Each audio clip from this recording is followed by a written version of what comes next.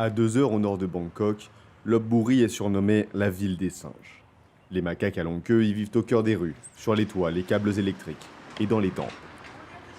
Une attraction pour les touristes, mais parfois un cauchemar pour les habitants.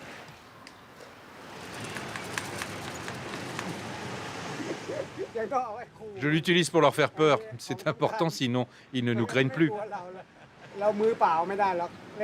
Ça fait des années qu'on souffre à cause des singes.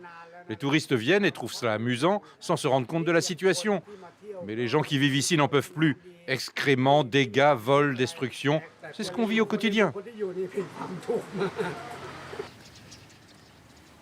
Si beaucoup de locaux sont excédés par leur présence, certains tentent tout de même de les protéger, comme cette petite clinique. Les singes victimes d'accidents de la route, d'électrocutions ou d'altercations avec les habitants y sont recueillis. Mais ces passionnés veulent aussi les protéger d'un autre danger, les braconniers. Car les singes thaïlandais sont aussi victimes de trafic. Les singes n'ont pas la même valeur que des kilos ou des tonnes de drogue. Leur vie vaut à peine 30 €, parfois même moins de 10. Mais les capturer a des conséquences graves pour eux. Ils perdent leur mère, leurs petits, ont leur existence brisée. Le braconnage de singes, notamment les singes à longue queue, est très répandu en Asie du Sud-Est, et surtout en Thaïlande, principalement pour fournir en cobaye les laboratoires de recherche médicale. Depuis que la Chine a suspendu ses exportations de primates en 2020, le marché des singes de laboratoire s'est emballé. Les prix ont grimpé jusqu'à 30 000 € l'animal, alimentant un marché noir florissant. Une nouvelle affaire de braconnage.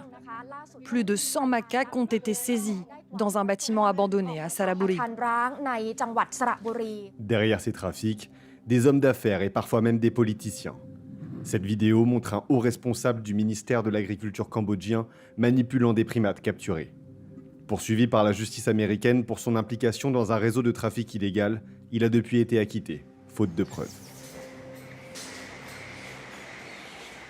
Dans ce laboratoire de recherche biomédicale, les responsables mettent en avant un cadre légal strict. Installation sécurisée, contrôle administratif et traçabilité des animaux. Placez-le ici, doucement. Allez, doucement. Ici, la capture n'est pas dissimulée. Elle est revendiquée comme légale et encadrée par l'État. Aucun des singes F0 que nous avons reçus ne fait l'objet d'un trafic. Ils ont tous été capturés par le personnel du centre directement dans leur milieu naturel, avec l'aval des autorités. Ces singes dits F0 servent de base à la reproduction, car la recherche utilise aujourd'hui principalement des singes nés en captivité, les captures dans la nature étant très encadrées. Leurs prélèvements sont jugés indispensables par une industrie qui dit ne pas pouvoir se passer des primates à ce stade. Nous utilisons des primates parce qu'ils sont essentiels pour le développement des vaccins, des médicaments et des dispositifs médicaux pour l'être humain, et surtout pour les phases de recherche et de test.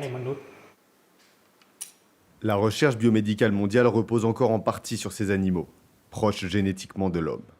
Certains primates échappent à une chaîne d'exportation souvent peu respectueuse du bien-être animal. Ils sont secourus par des associations. Voici Hope. Elle a 27 ans, elle a vécu 25 ans dans une toute petite cage, 1 mètre par 50 cm, et n'a jamais vu le ciel ni la lumière du jour. Dans ce centre, de nombreux singes sont recueillis, après avoir passé des années dans des cages de laboratoire. Les macaques que vous voyez sont des macaques à longue queue, qui sont actuellement les plus commercialisés et les plus utilisés dans la recherche biomédicale à travers le monde. Nous voyons des milliers d'entre eux capturés dans la nature, ici en Thaïlande, puis illégalement introduits au Laos ou au Cambodge, où ils sont ensuite vendus à des pays occidentaux. Le macaque à longue queue est aujourd'hui classé espèce en danger d'extinction.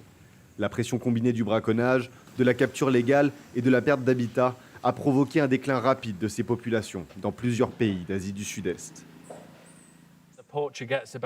Le braconnier touche environ 80 € par singe.